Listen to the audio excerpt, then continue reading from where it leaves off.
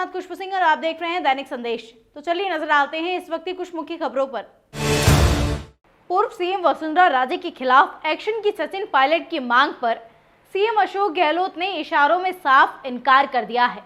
गहलोत ने साफ कहा कि वसुंधरा राजे के खिलाफ कोई मामला ही पेंडिंग नहीं है। मीडिया को दिए इंटरव्यू में सीएम अशोक गहलोत ने कहा कि जहां तक वसुंधरा राजे के खिलाफ एक्शन का सवाल है तो मैं अभी भी तैयार हूं। मुझे कोई आम नागरिक भी बताए कि उस वक्त बाकी रह गया था। हमने जो आरोप लगाए थे उसका मैं निस्तारण कर चुका हूं, सुप्रीम कोर्ट में, हाई कोर्ट में। और माइंस का एक बड़ा मुद्दा था, वो सारी माइंस कैंसिल हो चुकी है।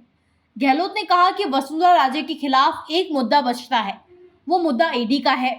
मेरे हिसाब से बाकी कोई मुद्दा पेंडिंग नहीं है। अब कोई बताएगा तो कार्यवाही कर देंगे। सचिन पायलट मुद्दे पर गहलोत ने कहा कि एक बार हम बैठे हैं, अब उस पर बात कुछ करूंगा तो उसको अन्यथा लिया जाता है। इस टॉपिक को खत्म कर दीजिए, ये हमारी पार्टी का अंदरूनी मामला है। राजस्थान हाईकोर्ट के जज से ठगी करने का मामला सामने आया है। शातिर ने कॉल कर अकाउंट और क्रेडिट कार्ड की जानकारी मांगी। जानकारी शेयर करने से मना करने पर जज को अपशब्द बोले। साइबर क्राइम पुलिस स्टेशन ने एफआईआर दर्ज करवाई गई है। एसओजी सूत्रों के मुताबिक राजस्थान हाईकोर्ट के कोर्ट मास्टर ने आईटी एक्ट के तहत रिपोर्ट दर्ज करवाई है। एफआईआर में बताया कि 7 जून को सुबह करीब 9:28 पर राजस्थान हाईकोर्ट जज के मोबाइल पर एक व्यक्ति का कॉल आया। कॉलर ने कहा, क्या आप जज साहब बोल रहे हैं? मैं एसबीआई क्रेडिट कार्ड ऑफिस से बात कर रहा हूँ। क्या आप एसबीआई क्रेडिट कार्ड यूज़ करते हैं? आपका अकाउंट नंबर क्या है? जज की जानकारी नहीं देने पर उसने कहा कि आपका अकाउंट व क्रेडिट कार्ड बंद कर दिया जाएगा। जज की जानकारी देने से मना करने और उसका सही परिचय देने के बाद कहने पर कॉलर ने अपना सही नाम पता छिपाते हुए ठगी करने का प्रयास किया। शातिर ठग ने अपशब्दों व अपमानजनक भाषा का उपयोग किया। जज के निर्देश पर कोर्ट मास्टर ने मामला दर्ज करवाया है और इसकी जांच शुरू कर दी है। अमेरिका का दक्षिणी राज्य टेक्सास नया लिटिल इंडिया बनकर उभर रहा है। अमेरिका के उत्तर और पूर्वी राज्यों जैसे न्यूयॉर्क, वॉशिंगटन, बोस्टन और शिकागो से भारतीयों ने टेक्सास में संभावनाओं को तलाशना शुरू किया। महज 10 साल में ही भारतीयों की आबादी यहाँ दोगुना हो गई। 2010 में यहाँ पर 2.30 लाख भारतीय थे, जो कि 2020 में बढ़कर लगभग 4.50 लाख हो गए हैं। दबदबे का अंदाजा इसी से लगाया जा सकता है कि टेक्सास के कुल बिजनेस के 20% हिस्से पर भारतवंशी काबिज हो गए हैं। टेक्सास में टेक्नोलॉजी, स्कूल, फाइनेंस, संस्कृति और यहाँ तक कि राजनीति में भी भारतीयों का दबदबा बढ़ा है। आईटी कंपनी टेक महिंद्रा के सीईओ सीपी गुरनानी ने ओपन एआई के को-फाउंडर सैम ऑल्टमैन के चैलेंज को एक्सेप्ट किया है। दरअसल हाल ही में सैम ऑल्टमैन ने कहा था कि चैट जीपीटी जैसा एआई प्लेटफॉर्म बनाना भारतीय कंपनियों के बस में नहीं है।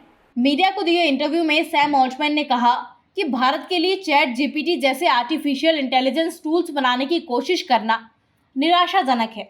गूगल इंडिया के पूर्व प्रमुख राजन आनंदन ने ऑल्टमैन से सवाल करते हुए गाइडेंस मांगी थी।